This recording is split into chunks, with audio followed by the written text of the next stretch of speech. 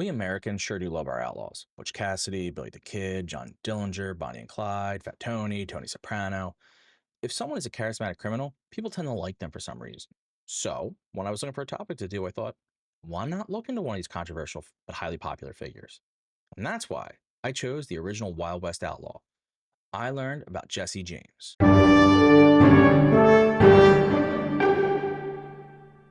Now, what I learned through my reading and research is that the popular ideas about Jesse James are more mythological than historical. The man the myth has made him out to be is not the man he was. Truthfully, a lot of us, I think, understand that. But what I learned is when it came to Jesse James, there was a concerted effort to change the narrative around him. I guess I wanted to point that out early so that when you hear me talk about James, you realize that his story was turned to make him more sympathetic and more popular for the public. The real Jesse James, as I learned, was a vicious ex Confederate guerrilla hell bent on using the skills that he learned in the Civil War to make himself as much money as possible. And he hid that behind the idea that he was out getting revenge against the Union and its allies that had done him wrong. And while, yes, he absolutely hated the Union and wanted revenge, he also really, really wanted money. In fact, I would say that was the motivating factor. Also, I learned that he kind of presented himself as a Robin Hood figure, but he wasn't really keen on giving money back to the poor. Which, when I learned about Robin Hood, the idea was rob from the rich and give to the poor. Kind of his big thing. So, to call yourself Robin Hood when you don't shoot a bow and arrow and you do not give money back to the poor is odd. You're missing the two big things there. I'm going to stop here and explain that this episode is about Jesse James only, not really about the whole James Younger gang. There's obviously a lot of overlap, but this is Jesse James specific. Everyone else is more just characters in this story. I would have loved to spend time going over each member, but Jesse is a pretty big topic. As it stands, I had to cut a lot of stuff down just to keep the show in the shorter format. I also want to point out that the Wild Wild West that Jesse James fought in was Missouri and Minnesota. Not the Wild West I pictured personally, but who knows, maybe you're different. Jesse James was born in Clay County, Missouri on September 5th, 1847. He was one of three children born to farmer and preacher Robert James and his wife Zerelda. Things seemed to be operating pretty smoothly on the farm. One very important detail I learned is that the James family owned up to 6 slaves at one point, split between 5 children and one grown woman. I pointed this out for two reasons. First, I'm always baffled that a preacher can justify owning slaves. And two, it becomes relevant to where Jesse falls in the Civil War. He clearly had a biased reason for supporting the continuation of slavery. It was ingrained in him since childhood. In 1850, Jesse's father, Robert, decided that he was going to go preach for the men going west for the gold rush. You know, the real West, not Missouri or Minnesota, but actual West. There was a funny anecdote I read that locals claimed that he was driven from his home by his wife Zerelda because she was described as quote unquote sharp tongued. That's really just funny to me. I mean, I don't know if it's true. Maybe it is. She clearly had a very dominating personality, and he did leave the family. Robert unfortunately died on his mission west, leaving Zerelda a widow. I knew that being a woman in 1850 was tough, but I don't think I had a full appreciation of the struggles women could deal with. In this case, one such struggle was the fact that in Missouri, women were unable to make financial decisions about inheritance because laws prevented them from doing so. They could not control their own finances. So, when Zerelda's husband died, the inheritance just sat there because she didn't have the authority to make decisions, and her male children were, well, children. So they weren't going to make any decisions. That's baffling to me. A woman loses her husband, is having to raise little kids, and she's not even given the authority to make financial decisions in her own life. That's ridiculous. Zerelda understood that she had to remarry. And it was kind of a necessity born out of feeding and taking care of her kids. So, in 1852, Zerelda decided to marry and wed a farmer named Benjamin Simmons. Historian T.J. Stiles explained that this was a strategic move based on all the things I just talked about. She needed help and she needed someone to give her the authority to make financial decisions. The marriage didn't last. Zerelda then married Dr. Reuben Samuel, her third and final husband. And from all I read, she ran that house with an iron fist. Just in case anyone didn't know, the American Civil War broke out in 1861. Jesse desperately wanted to join the cause of the Confederacy. I mean, as I noted earlier, he was very pro-Confederacy. His family owned slaves. He believed in it. He wanted to defend it.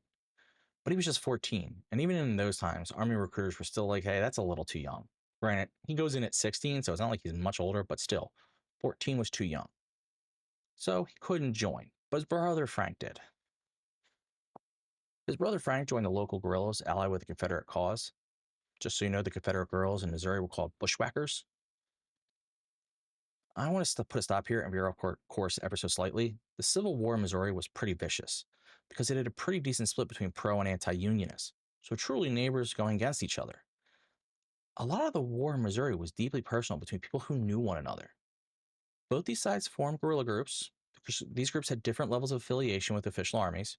Frank James' original guerrilla group, for example, was only loosely affiliated with the Confederate Army and only occasionally took direct orders from those in command. And both sides were absolutely vicious. I'm going to describe a lot more of the viciousness from the Confederate guerrillas because that's where Jesse was, but the Union guerrillas were pretty bad. What made Missouri feel unique is that it wasn't all pitched battles. There were the guerrilla attacks, along with the ideas of killing people in the streets based on who they supported. That's the war Jesse James stepped into. Back to our story. Before Jesse could join the guerrillas at 16, there was some drama in his life. In June of 1863, the James family was hiding Frank's unit when Union militia arrived at the James farm. They beat, whipped, choked, and poked Jesse with their sabers. They started hanging his stepfather Reuben by lifting him via rope over a tree branch. They wanted to know where the guerrillas were hiding. Like I said, the Union militia were not saints during this war. They were vicious too. Reuben didn't last long. He had to give up the location, so the militia went after Frank's unit. Several died in this escape attempt. I have to believe that this made Jesse hate the Union even more. I mean, he was pretty pro-Confederate to begin with, and now he was beaten and interrogated along with his stepfather. I can't see that endearing him to the Union cause, so at the age of 16, shortly after the events I just described, Jesse joined the Confederate cause, and he went to the same guerrilla unit as his brother Frank under a William Quantrill. Quantrill was a guerrilla legend among the Confederates, and he was one of the rare guerrillas to earn an officer rank. He was a captain. I don't know how familiar everyone is with guerrilla tactics. It's basically hit and run. You got a unit that's exposed or maybe a supply train, and you hit them and you get out quickly. Guerrillas couldn't really win in a pitched battle. They didn't have the men, the arms, or the artillery, but they could hit and get out quickly. And they knew the land, so that's what they did. Like I described a minute ago, guerrilla warfare in Missouri was unique because people would be killed walking down the street or approaching their homes. It's honestly not what I picture about the Civil War. I guess even though I study history, I get caught in the common misconception of looking at these big pitched battles and thinking those are the Civil War. I point out these random killings twice for a reason. Jesse James is part of them. I learned that in later years, friends would talk about how Jesse and Frank went to the home of a local unionist and shot him outside his house. Really think about that. That's very personal and intimate. It's not a battle where you can barely see your enemy, that's not hitting quickly and riding away. It's walking up to someone's home and shooting him just because of the side he supported. That was the type of war Jesse started fighting at the age of 16. The war under Quantrill was pretty brutal, but it only got worse when Jesse fell in with Bloody Bill Anderson, which, if someone's named Bloody Bill, well, I don't even have to explain to you what that guy's probably like. Anderson stands out as particularly bad in a brutal war that had few rules and little humanity. He was a notorious practitioner of scalping those he killed, and then he would tie the scalps around his horse to ride around and parade them as trophies. That couldn't have smelled good. At one point, after the James brothers decided they were going to join this group, they killed 9 civilians in 4 hours. Other bands would take weeks to amass that level of civilian casualties. Which, by the way, the fact that civilian casualties rose at all is bad enough. I know it happens in war. But still, 9 in 4 hours, it's like they went out of their way to find civilians. That's hard, especially as a guerrilla unit. They weren't using artillery. They weren't part of sieges. They should not have been killing civilians. One of the worst atrocities committed by Anderson and his followers was the massacre in Centralia on September 27, 1864. Anderson's men, Jesse among them, stopped a train car carrying 24 unarmed Union soldiers. The Union soldiers surrendered without a fight. So, Anderson's men thought, no weapons? Let's strip and execute them. And that's what they did. When a Union force saw this, saw how barbaric it was, they charged out after Anderson. But Anderson had set a trap. Basically, the Union forces were not prepared for the battle they went into, and they just got decimated by Anderson's group. 124 Union soldiers were killed. Afterwards, Anderson had his men decapitate as many bodies as possible and rearrange the heads. Remember his nickname? Bloody Bill. The thing I found funny is that Jesse James' first real wound didn't come from battle, didn't come from being a guerrilla at all. No, he was trying to be a thief, which I guess was in his personality. He attempted to steal a saddle off a fence because he thought it was nicer than the one he had. That's just the type of guy he was. However, the rifle owner, a German immigrant named Heisinger, disagreed with Jesse James. Thought, hey, that's my saddle. He shot Jesse in the chest. Jesse obviously survived, but it took a while to clear up. I just find it very funny that his first major wound during a war is because he was just being a petty criminal. That's just who he was. Now I have to put up a big spoiler. The Confederacy lost the Civil War. I don't know if you knew that, because honestly, at first, the idea would have seemed like a shock to Jesse. James and his fellow guerrillas didn't want to surrender with the rest of the Confederacy at Appomattox. In fact, they planned not to. They tried to flee and continued their war, but Jesse was shot in the chest as he was attempting to flee into hiding. I actually wonder if Jesse walked around with a giant target on his chest, just so people knew where to aim, because he was 2 for 2. Those wounds did end his war. I guess being shot and apprehended forced you to realize that the war is really over.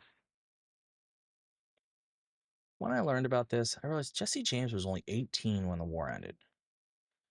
For the last 2 years, as a teenager, all he knew was conflict. He lived a life many adults could not handle, and he was just aging out of adolescence. I try to put myself in his shoes. I'm 18, I'm angry that my side lost, I hate all unionists, I really have no skills besides violence, I don't want to be poor, I really want money, what should I do? I can't honestly say what I'd do. Maybe become a famous star with my clearly dashing good looks. I can say Jesse pondered those questions and decided to become an outlaw. The first bank robbery Jesse likely participated in is unconfirmed. We know about it, but historians can't really nail it down, even though it's highly suspected. It was on February 13th, 1866. It wasn't the James Younger gang, so that makes it a little harder too. Instead, it was a collection of old guerrillas following one of their former commanders, Archie Clement. Jesse's participation is suspected, but there's no proof. Why is there no proof? Because the witness who placed the James brothers at the robbery recanted after he received threats. To me, that would actually offer more confirmation. Guy receives threats to remove these 2 men. I would think it means they were involved. Pretty easy logic to follow, but that's just me. So the group continued robbing, but the run as an outlaw gang ended with the death of Archie Clement in December of 1866. The next robbery historians can attribute to the James brothers occurred on December 7th, 1869. That means there's 3 years where no robberies can be accurately attributed to Jesse or Frank. I tend to believe it's because no one could or would identify them, but who knows? Maybe they took a vacation. Jesse needed to work on his tan. The robbery that occurred on December 7th, 1869 started when Jesse and Frank walked into the Daviess County Savings Association with murder and revenge on their minds. They wanted money from the bank, and they wanted revenge for a comrade long dead. The robbers heard that Samuel P. Cox worked at the bank. Cox had killed Jesse's old commander, Bloody Bill Anderson, so they were going to get revenge for Bloody Bill. Well, see, here's the problem. Cox wasn't working that day, but his substitute, John W. Sheets, was. And he was confused for Cox, so Jesse saw him and shot him. So Sheets died for an act he never committed. And historians know Jesse was there because witnesses spotted his prized racehorse as he fled. Guess that's a nice way to let everyone know where you are. Have your prized horse with you. Today it'd be like having a personalized license plate. Robert. Right now I need to pause for a second and let you know I'm not going to cover all the crimes associated with Jesse and his gang. If I were to cover all of Jesse James' reported crimes and robberies, it would take a while. And you would be like, what are you doing? We get it. He was a criminal. Actually, to be fair, it's very interesting. It's just a lot of the same stuff. Robbing trains, robbing banks, intimidating anyone who wanted to speak out against him. So, suffice to say, he was robbing a lot of people, and there was violence, and there was a lot of stolen money. Everybody good? Good. From these rich people. But that's just my non-expert opinion. Also, that wasn't guaranteed. A lot of average people lost their money to Jesse James. What sets Jesse apart from everyone else is that Jesse James understood that a good public relations person can make all the difference. John Newman Edwards was a Missourian and a major during the John Newman Edwards was a Missourian and a major in the Confederate Army during the Civil War, and he was part of a group of about 1,000 men who refused to accept surrender.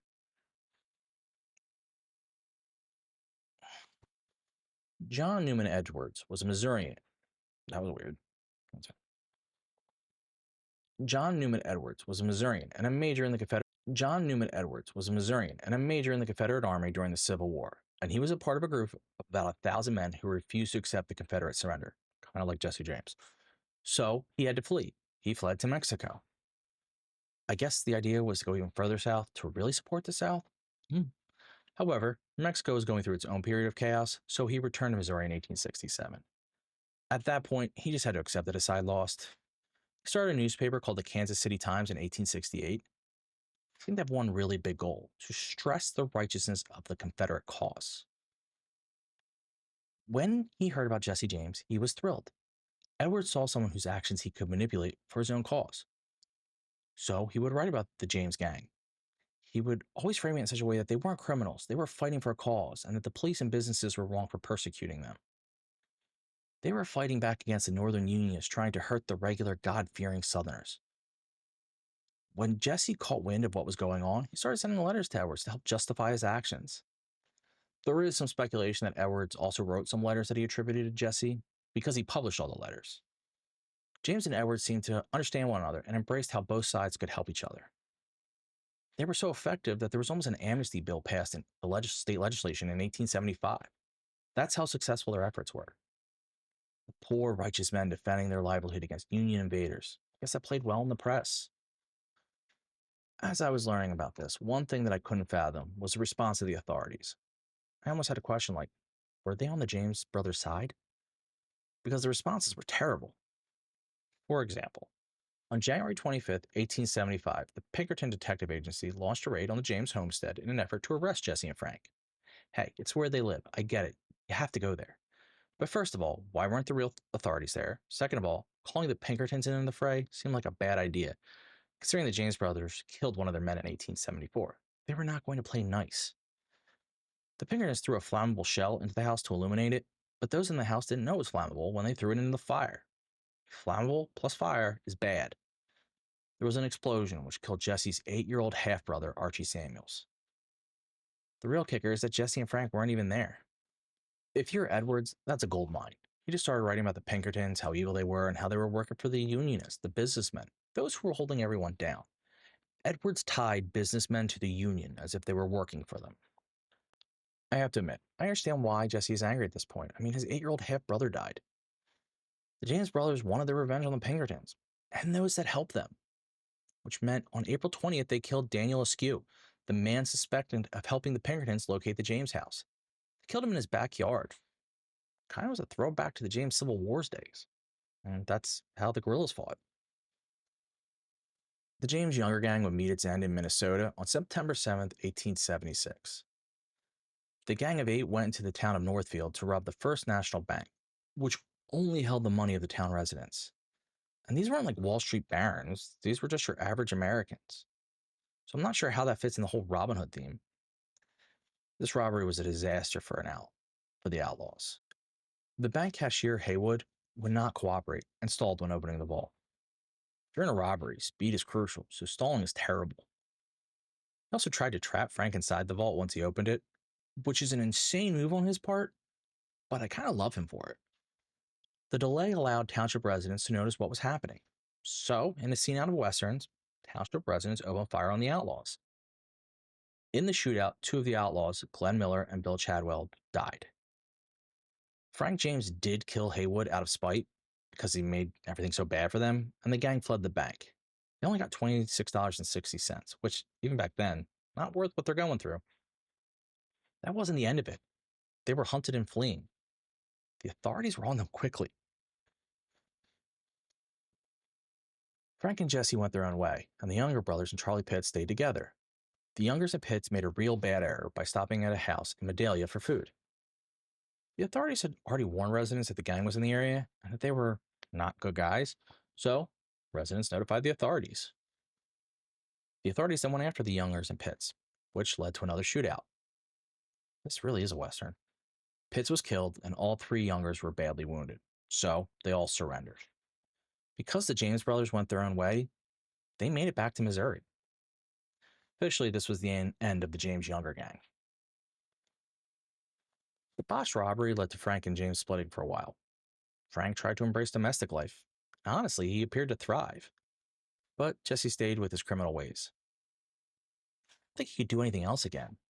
Trying to defend the man, he's not a good guy, but as a teenager, the only thing he learned was killing. I mean, that's all his life was. I also wouldn't call Jesse a great brother because he pulled Frank back into the outlaw life, even though Frank was doing well. However, that was short lived because I think Frank at some point woke up and said, "What are we doing here? I'm just having a good life. You're trying to get me back into this. I'm done." So Frank left. Frank's outlaw life was over. Jesse, meanwhile, was forming a new gang with new members. Some of these members featured were Wood Hite, James Liddell, Charlie Ford, and his brother Robert. I'm sure for anyone who's seen the movie about Jesse James, the name Robert Ford stands out to you. And these men are important because they all play a role in the downfall of Jesse James. It truthfully began with a shootout between Wood Hite and James Liddell over a woman in December of 1881. But realistically, it began because tensions were high in the gang. Jesse was getting very paranoid that people were going to turn him in, or they would betray him, or they would steal from him. Jesse was losing his mind at this point. He had already killed one of the former gang members because he thought the man was going to betray him. That's real paranoia. And truly, the killing of the member, Ed Miller, was just a case of Jesse forcing an argument, which led to a shootout. That's all he did. Force an argument because he didn't trust them. And then he shot him. So, back to my story. They're in the kitchen and tensions are high. Hite and Liddell start arguing. And then they start shooting. Liddell was wounded in the thigh, and Hite was either killed by Liddell or Robert Ford, who had kind of walked in on events. Since this was a gang that's constantly around death, you might wonder to yourself, why is this such a big deal? Hite was Jesse's cousin, so Liddell was very appropriately concerned that Jesse might kill him in revenge. So Liddell turned himself into authorities to save his own life. At least that's what he perceived as the best method for saving his own life. This turn led to the gang's safe houses being raided. Liddell knew everything, so he just started pointing in the right direction. Safe house after safe house fell, so the gang had to go on the run, just making things worse, and likely only increasing Jesse James' paranoia. Here's the thing. Liddell was not the only one to turn on Jesse, but instead of saving their own lives, the next people to turn on Jesse wanted money. They saw the reward for James's life and wanted in. These two people were Charlie and Robert Ford. Robert went to the authorities and said he and Charlie would kill Jesse. As you'll see, it seems like the authorities were kind of on board with that idea. However, like the famous movie title says, Robert Ford was a coward. He wasn't going to face an armed Jesse James. Truthfully, Robert and Charlie did not believe they could kill Jesse James in a straight-up shootout. So, on April 3rd, 1882, they waited for Jesse James to go into his house, put his weapons down, and turn around. Then Robert pulled the trigger. That was the end of Jesse James. Not some big old Western-style shootout, not some heroic moment, or anything like that. Just shot in the back of the head by traitors from his own gang. The Fords were arrested, convicted, and then pardoned. Like I said, the authorities wanted James dead. I had to leave a lot of this. I had to leave a lot out of this because Jesse James lived a wild life. I mean, he was in the Civil War by 16 and was a criminal soon after. Trying to go over. I had to leave a lot out of this because Jesse James lived a wild life. I mean, he was in the Civil War by 16 and was a criminal soon after. Trying to go over every insane moment of his life might take years, but he was not a Robin Hood figure. He didn't have misguided but altruistic motives. No, he wanted money. He was greedy. He wanted to uphold slavery. He wanted to defend the Confederacy, and that's who Jesse James was, not the popular mythological figure. I found Jesse James' life to be fascinating. The way his narrative was formed essentially by a newspaper owner acting as a PR guy, specifically so that newspaper owner could use Jesse to further his own cause. Edwards kind of just threw Jesse into his writings, and then Jesse realized that they could both use one another for this. It's kind of brilliant. And then you have Jesse James, who became this violent man, who became this mythological figure. But even if you take away the mythology, his real life was wild. War and crime defined his entire existence from 16 onward. I did save one final detail of Jesse James' life for the end. Jesse James did marry and have children. His wife was Zerelda Mims. She was his first cousin. If you're wondering about that name, Jesse's wife was named after his mother, Zerelda. So yeah, and that's it for me today. Thank you for tuning in. It's probably a little longer than my normal one, but I appreciate you hanging in. Please like, subscribe, share with your friends, do all that fun stuff. Thank you.